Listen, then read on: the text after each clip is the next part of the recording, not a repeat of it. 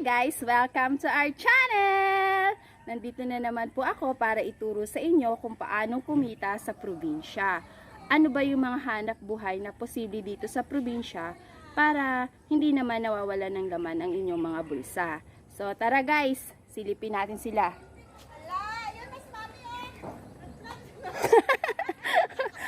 Kapit-bahay namin yon na makulit.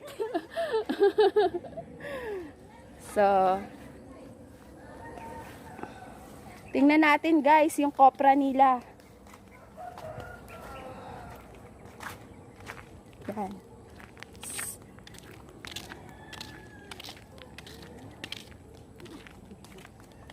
So, ayan.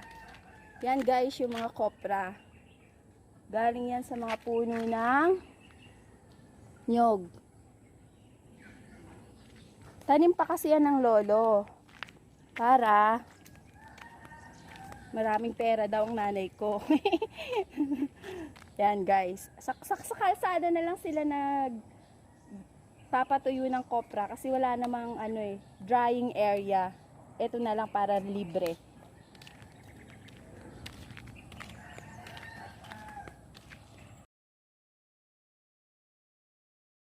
Puntahan pa natin guys yung ibang mga kopra.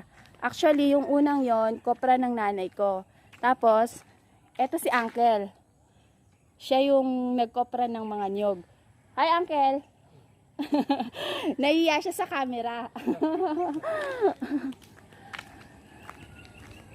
Tara guys. Medyo malayo-layo pang lalakarin natin.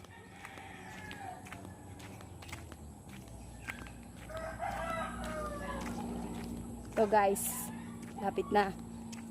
Konting tiis na lang guys. Taran! Kita nyo ba? Yan guys. Hindi pa siya masyadong tuyo.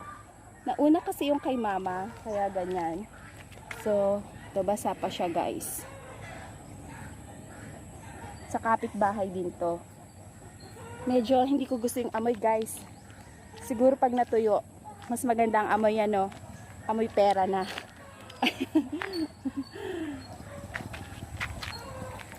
Yan ang hanap buhay dito sa probinsya.